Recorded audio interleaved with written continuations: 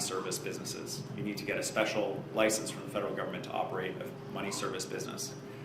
One of the money service businesses that was licensed was one that was under active criminal investigation. It's a finding in the Commissioner's report. Clearly, that system's not working, and so the Commissioner has recommended the province take over the licensing and oversight of money service businesses. So in short, I would say this report confirms our understanding provincially that we need to do more that previously would have been federal government responsibility. And secondly, I hope that given the federal government's participation in this, this really animates better their response, that they're more enthusiastic, provide more concerted attention to this issue in British Columbia. When do you imagine you'll be able to start speaking with Minister Mendicino about this? Because of the restrictions of our Public Inquiry Act, the federal government was only able to receive a copy of this report this morning. The minister and his staff and the federal government will need some time to digest both this very lengthy report and its recommendations. And once they're prepared, I look forward to working with them. Certainly our government does across ministries to address this, and I hope they take up the challenge. Our next question comes from Frank Chi, Omni News. Thanks. Minister, when you were still MLA, you released a report pointing fingers at money laundering and the specific Chinese-Canadian community for driving up property price in Vancouver, and the report did not come to that conclusion. So how do you respond to that? Well, I disagree with your characterization of my work in opposition as well as the Commission's reports, Frank. A couple pieces. In opposition, I issued a document called Red Flags of Money Laundering in the Real Estate Sector, pointing to specific cases of people using things like bank drafts of sourced from criminal activity to purchase real estate, for example. And these are, despite the fact that that work was done almost a decade ago, many of those red flags that I identified at that time find confirmation in the Commissioner's report around vulnerabilities in the real estate market. I have repeated many, many times that money laundering is not the issue of one community in this province from the very beginning of my work on this issue. And the Commissioner repeats that as well. But the real estate sector in multiple chapters in this report is identified as particularly vulnerable. Everything from how developers source their capital, the activities of real estate agents, the activities of accountants and lawyers, all related to the real estate sector. The Commissioner was unable to conclude that money laundering is increasing the pricing of housing in our market right now, but he certainly does not reach the conclusion that it is not an issue. And the follow-up about there was lack of recognition about international cooperation because it was a federal jurisdiction. So you mentioned about you're going to talk with Minister Mendicino. How are you going to propose on that? Because there were a lot of findings in the report about this is about international organized crime, but there is no recommendation because it's federal jurisdiction. I'm incredibly grateful for the Commissioner taking on this challenge. And the challenge is an area that has clear areas of federal accountability and responsibility. Yet, we're a province, and the Commissioner was asked to do this by the provincial government. So there were lines, constitutional lines, that the Commissioner was unable to cross. And yet, despite that, the Commissioner was able to provide some very useful findings for the federal government, for the government of BC, as well as some really helpful recommendations about what we can do in BC. And I'll point you to specifically the recommendations of the unexplained wealth orders, where the government of BC, the Commissioner has recommended, could, with judicial oversight, ask people to explain the source of their money when they appear to be connected to criminality or to issues of corruption. And if they are unable to explain it, as they do in other jurisdictions, that property could be seized. This is a very important tool, a remarkable insight in terms of what's possible for us at the provincial level, including a supporting opinion from a former Supreme Court of Canada justice that such activity would in fact be constitutional. So it's recommendations like that that certainly give me hope that despite the Commissioner saying this is an enormous problem, that we will be able to deploy new ways of going after it. Our next question from the room is Amelia Macauer, CBC Radio Canada. Good afternoon. Afternoon, Minister. I was wondering, what was your reaction regarding the portion in the report that says there was no corruption found in the previous government? I'm talking specifically about Prime Minister Christy Clark and Mr. Coleman. It said that there was no corruption because there was no personal gain or found in whatever they did or did not do. So I wanted to have your reaction on that. Sure. I don't know. I don't know what the reaction of former legislative members and current legislative members are to the Commissioner's findings, but I'm certainly appreciative of the Commissioner's consideration of my own response to the information I was presented. I'll say frankly that as a politician, I wouldn't be satisfied with a sash awarded by the Commissioner that says not corrupt. I hold myself to a higher standard, and I look forward to seeing what explanations, if any, people who the Commissioner has been critical of at the political level have to provide to British Columbians about why they failed at the job the British Columbians set out to do. And so far, is there any recommendations that you think you will be implementing? Well, I'm very enthusiastic about all of the Commissioner's recommendations. We have some work that has been underway in areas that the Commissioner has also identified. And some of the recommendations actually that the Commissioner's made have already been implemented in reforms we made to the Gaming Control Act in 2018. So I'm very much looking forward to working with my colleagues in finance, public safety on implementation. I think they have the potential to make a real difference. Our next question comes from Graham Wood, Glacier Media. Hey, David. The report talks about willful failure, but it's hard. I mean, we haven't read everything, but it's difficult to determine what the motive of that was. What do you think the motive was in terms of the bureaucrats and the politicians who willfully failed to tackle this issue? I think that's an important question for those individuals who are identified by the Commissioner. What I can say is there's one public servant who's named in the report that I would like to specifically identify, who I worked with for a number of years on this file, Doug Scott. Doug was singled out by the Commissioner he was new to the public service. He was overly cooperative with the BC Lottery Corporation, according to the Commissioner, and should have been more aggressive with them. I would like to put on the record, having worked with Doug, that he was the architect of our government's response to the issue of money laundering in the casinos in terms of implementing Dr. German's recommendations. I find him to be a public servant of the highest integrity, and I'm very grateful for his response. I also want to recognize that my initial briefing from the Gaming Policy Enforcement Branch that showed me the videos of what was happening in BC casinos, videos that I shared with British Columbians, was led by a number of Gaming Policy Enforcement Branch staff that had key roles during this period. So I think it's a complicated issue around the public service. But I will say, one of the questions we did ask the Commissioner is, how did we get here? How did we get to a stage where, as a new minister, I was sat down by the regulator and told we had a large-scale international money laundering problem in our casinos, and that had been going on for a decade. And that accountability is important. The Commissioner has made important findings about that. I think the politicians in particular, who have been identified as having key roles at the time, I hope they have some explanations for British Columbians. But the key piece of the report for me is the roadmap that's been set out about how we move forward and how we're going to be able to address this. Yeah.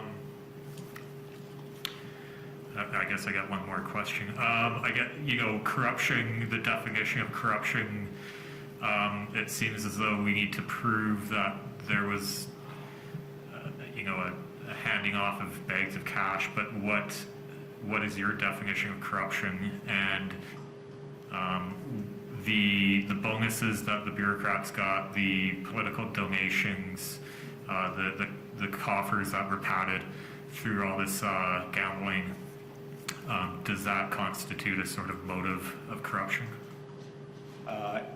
In my opinion, the government of British Columbia should not knowingly be accepting the proceeds of crime as revenue in a way that supports that criminal activity.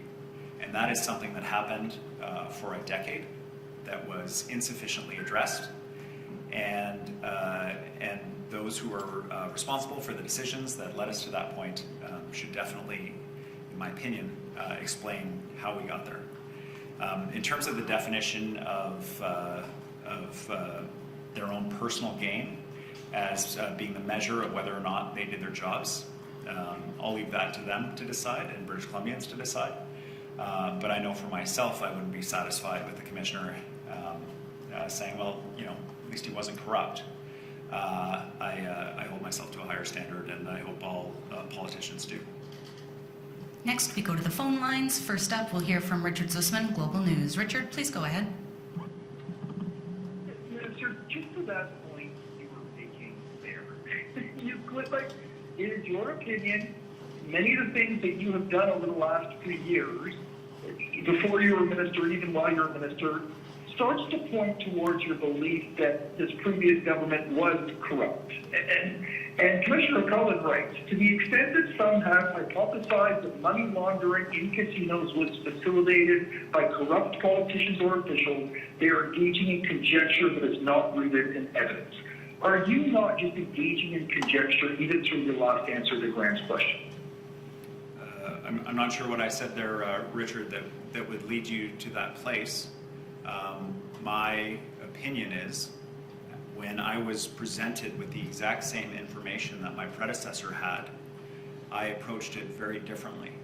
I had the support of the Premier and the Minister of Finance to implement Dr. German's key recommendation, which was to refuse to accept bulk cash and drafts that were unsourced. And I am grateful for the Commissioner's finding that ended a problem that had been in BC casinos for the better part of a decade. And I am encouraged by that finding, and I am proud of that finding. And I simply raise the question about whether for the people who held my office before me as the minister responsible for gaming can say the same. Richard, do you have a follow-up? One of the big issues, even with announcing this inquiry, was around accountability. I know there were concerns for yourself and the Premier about what the goals are here. Do you believe, after 3+ years, that the right people have been held accountable, or do you believe it largely will be the public's interpretation of this that will lead to the accountability piece? No, I don't believe the right people have been held accountable. I believe the Commissioner's finding that money laundering is an enormous problem in our province. The reason, in large part, for calling the inquiry was the collapse of a federal prosecution that, in my opinion, was a critically important case about a money service business in our province that was alleged to have laundered hundreds of millions of dollars. Because that case didn't go ahead, because we still have a almost complete gap in terms of enforcement around money laundering, the people who are money laundering are not being held accountable. And this inquiry is about how we solve that problem. In terms of political accountability, many of the people who previously held the offices that I held are no longer in government. And that is a form of accountability. And in terms of my role as Attorney General, given broad public concern about issues of corruption, it is important to confirm that there is not corruption within either the public service or government. And so these are important questions to ask. Our next question from the phones comes from Justine Hunter, Globe and Mail. Hi, thanks.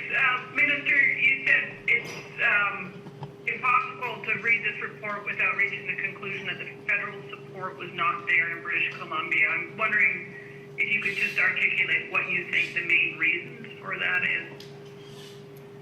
Well, I remember having a conversation with a senior federal official about the trade-based money laundering initiative, that this was a big focus of the federal government's, and that although the public was concerned about retail level money laundering at casinos, that trade-based money laundering was a much bigger issue, and that's why they were going after it. So to read in this report that the working group on trade-based money laundering has essentially collapsed due to reasons that are inexplicable to me. Apparently the key person is no longer with the RCMP, was the explanation that was provided to the Commissioner, is an indication that this is not receiving priority attention from the federal government.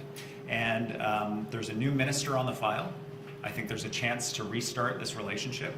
I think that the report, frankly, is an indictment of failures around the federal anti-money laundering regime and a call for reform, even within this provincial look that didn't have the authority to even receive, as you'll note when you read it, fully unredacted FinTrack reports. I hope that this report is a reset for us with the federal government, that we're able to recommence this fight, because the province will do everything we can, including taking areas of responsibility that are clearly the federal government's, to get this done. But we can do a much better job if we work together. Justine, do you have a follow-up? I do, thanks. I'm just wondering if you could sort of explain how would BC assume responsibility for something that is currently federal jurisdiction? So a BC police unit dedicated to this. Is there a model for that anywhere else in BC or elsewhere in Canada? And what does it look like? So constitutionally, we can have overlapping provincial licensing and regulatory authorities in a number of areas, and one of them that I'll point to in the report that the Commissioner identified for us is in relation to money service businesses. Although this is an area where the feds do have a licensing program, the Commissioner found it's not working, to the point that money service business under active criminal investigation was granted one of these licenses. The province can impose its own licensing and oversight regime on these businesses. And the Commission's report finds a number of areas like this where we can overlap and complement federal regulatory systems that are not working for our province. Our next question comes from Rob Shaw, Check News. Hi, Minister. You did sort of cut off for us in the beginning, so you may have already addressed this, but are you committing to accepting all of the 101 recommendations that apply to the province and implementing them all as written by the Commissioner? And if so, how long do you think that's going to take? So I'm really enthusiastic about the Commissioner's recommendations. I think there are some that can make a significant difference in our fight against criminality and money laundering in our province. And I'm very enthusiastic about his willingness to explore ways that the province can extend our reach into areas where the current federal system is letting us down. And so I'll be working with my colleagues on implementation with the Peter German report. We are almost entirely implemented all the recommendations that Dr. German made to us. A number of times we had to go back to Dr. German, clarify his intent and explain some departures from those recommendations and get his support for that. I anticipate that there will be similar issues with the Commission's recommendations as we get into implementation. But at this stage, government is committed to taking the recommendations from the Commissioner and implementing them. Follow-up, Rob? Sure. On the BC Lottery Corporation, there is kind of a scathing, repeated reference to it, and the way that it advised ministers in the past that there was really nothing wrong here, and contradicting GPED and other experts who were saying, actually there are concerns. And I wonder, the BC Lottery Corporation as it exists today, has it been held structure and leadership and executive team and officials that are still in place there? And are you planning on doing anything about the Lottery Corporation in the wake of some kind of disturbing, findings against it? There has been a complete turnover of the executive team and the board at the BC Lottery Corporation from the time studied by the Commissioner, the pre-2017 period. Next question from the phones comes from Andrew McLeod, the Tyee. Andrew, please go ahead. Yeah, hi David. Just specifically on some of those recommendations, I know you said you're enthusiastic about them, but one of them was for an independent officer of the legislature as an anti-money laundering commissioner. Is that going to happen, and when? So the timing on any recommendations and implementation is difficult to say on week one of having this report in hand. There's a lot of policy work to do. But what I can say is that I'm certainly enthusiastic about these recommendations. I understand why the Commissioner has made that recommendation. The issue of money laundering is an ongoing one that can fade from public consciousness, and when attention wanes, as the Commissioner has found, the activity can really accelerate in a hurry. And so he wants sustained attention on that. So I look forward to working with my colleagues and with the Commissioner on implementation to achieve those goals. Andrew, do you have a follow-up? Yeah, sure. You said you'd been moving on the Peter German recommendations already. If I'm remembering correctly, and please correct me if I'm wrong, he had recommended creating a new Crown Corporation to regulate casinos. Is that coming? In the 2018 gaming control regulation changes, we implemented a number of Dr. German's recommendations, and in fact some that are in Commissioner Cullen's report today around, for example, the Gaming Policy Enforcement Branch's ability to direct BC Lottery Corporation to take certain steps. We still have some additional steps that require further legislation in terms of implementing Dr. German's recommendations, and that policy work is ongoing, and we will deliver those recommendations as well. A couple of more questions to go on the phone. The penultimate question, Bob Mackin, Breaker News. Bob, please go ahead. Yes, good afternoon. The inspiration for this commission was the Charbonneau Commission. You hosted a speech by Sonia Labelle, the Charbonneau Commission Council, back in 2017. The Charbonneau Commission lasted for 4 years. The Cullen Commission lasted only 3 years. It did not have testimony from municipal politicians or staff or real estate developers. Why did you not let the commission continue for another year? I mean, cost can't be an issue because the Premier found $1 billion for the museum. So why didn't you let this commission go for another year to maybe 4 years? I had some very specific questions, as government did, and as British Columbians did, that we wanted the Commission to answer. The Commission operated independent of government and received extensions of time as well as extensions of budget to deliver. I think they were challenged by COVID and impacts of COVID that caused some of the extensions, but others related to simply the volume of material that they received and the delay in receiving some material from various actors. The Commissioner took the time that he needed without pressure from government to deliver this, and I'm glad he did so. The Commission deliberately was set up as independent from me and independent from government in terms of doing this work. And I heard the Commissioner during the Commissioner's remarks, as well as his council, talking about their prioritization, where they focused on areas of risk, and those decisions were all made independent of government. Follow-up, Bob? Yeah, both Commissioner Cullen and you made special note of the important role of the media in shining a light on money laundering. That's a nice sentiment, and we all feel good to hear those words, but your words don't really match your actions. It's right here to answer. November 25th of 2021, you voted for Bill 22, which watered down the Freedom of Information law and allowed the NDP to charge a $10 tax on FOI requests.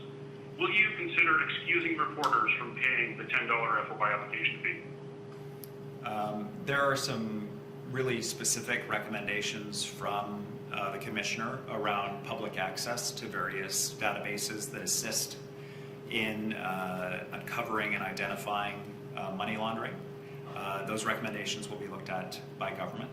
In terms of the specific FOI issue, my colleague Lisa Baer has presented extensive information about why government took those steps, including the remarkable escalation in cost to the public of processing FOI requests, and that is not canvassed by the Commissioner or the Commissioner's recommendations. Our last question today comes from Mary Brooke, Island Social Trends. Hi, thanks for taking our questions today. So you've mentioned that you would hold politicians to a higher standard than what was evidently happening before. Will you be approaching the former politicians for their comments or waiting for them to come forward? So I hold myself to a higher standard than being awarded the sash of not corrupt. I'm proud of my actions that I took on this file. I am glad for the Commission's findings about the impact that those actions have had on the issue in our casinos. And I recognize and commit to prioritizing acting on the Commissioner's recommendations, how we move forward to deal with what he describes as an enormous problem. It is not going to be my job to pursue these individuals, many of whom are no longer in politics, to get their explanation, but for their own legacies, they may choose to explain why they did what they did. Follow-up, Mary? Yeah, so the BC Lottery Corporation essentially stood by and permitted what was seen to be suspicious or obvious behavior. And as was stated by the Commissioner, there seems to be a counter-narrative even in internal communications as to what was really going on. So you've just said today that the former executive and board has moved on, but will there be any changes asked of BCLC now as a result of this report? There have been significant internal process changes at the BC Lottery Corporation, as well as personnel changes to respond to this issue, and I have great confidence, as it appears does the Commissioner, that BCLC is in a better place today. Thank you, everyone, for today. That concludes today's availability. Thank you very much.